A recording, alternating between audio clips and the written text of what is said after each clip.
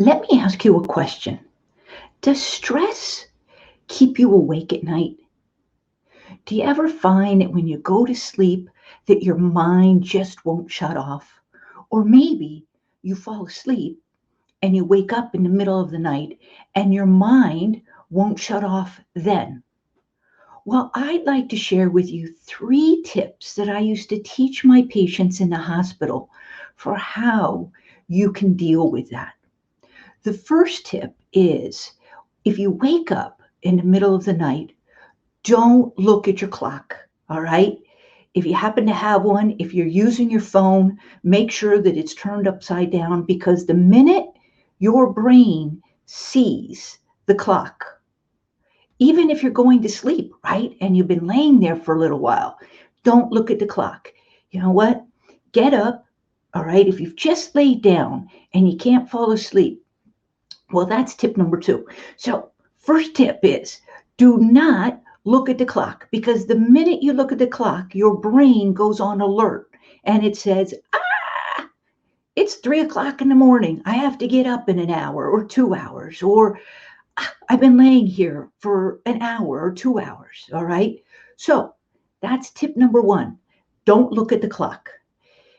Tip number 2 is when you lay down and your mind starts to just race, okay, I want you to get up, go in another room, and I want you to take a piece of paper, all right? I just use scrap paper. I keep it in my kitchen near a stove light, all right?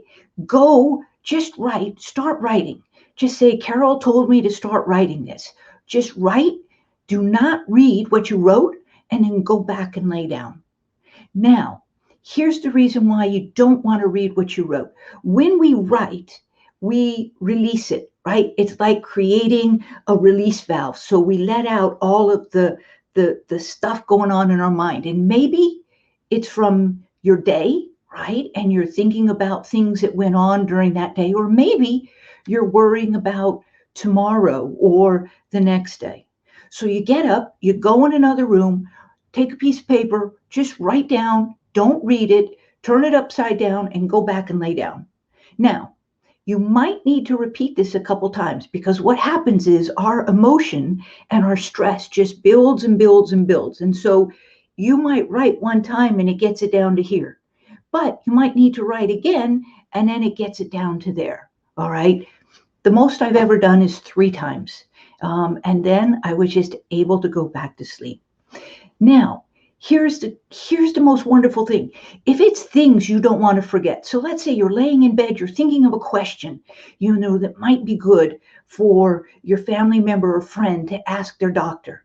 When you wake up the next morning, it's still there for you to have it.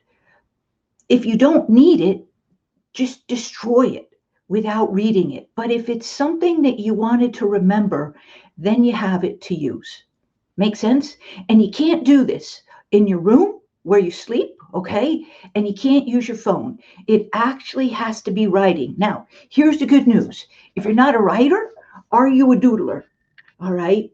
This was a client of mine that I was working with, and she tends to be more a thinker than an emotional person. And I said to her, just try this. And she's like, Carol, I don't know. I said, please, just give it a try. So she actually borrowed her daughter's markers and one night ended up having to go out into the kitchen and just let it out, and then was able to go back and lay down. And to her surprise, it actually worked. All right. So that's tip number 2. And then tip number 3 is that if all else fails, all right, you're laying in bed for 20 minutes, you've done a brain dump, you just can't seem to get your whole body to shut off. What I want you to do is go just sit and do something very relaxing for about 20 minutes until you start to feel tired. So that could be reading, it could be, working in a puzzle book maybe, or if you're watching TV, nothing that's going to make your brain stimulated. And then as you start to get a little drowsy, go back and lay down again. But what you don't want to do is what some of my patients did was you don't want to start cleaning the house. Don't start doing the work. all right? Don't have any coffee and don't smoke any cigarettes, because those are all things that will fuel that awakeness. So my hope is that those 3 tips can serve you. They were, number 1, don't look at the clock, all right? Refuse, turn it around, turn it upside down, whatever you have to do. Number 2, get up, go in another room, and dump all the stuff that's in your brain on the paper. It's doing a brain dump. Don't read it and go back and lay down, and repeat if you must. You have to use pen or paper or crayons or markers, but it has to be your hand releasing. And then tip number 3 is that if you just can't get your whole body to shut off, go sit someplace quietly until you do something really relaxing, until you start to feel drowsy, and then go back and lay down. I hope that serves you, and I look forward to coming back with some more tips on how you can deal with stress.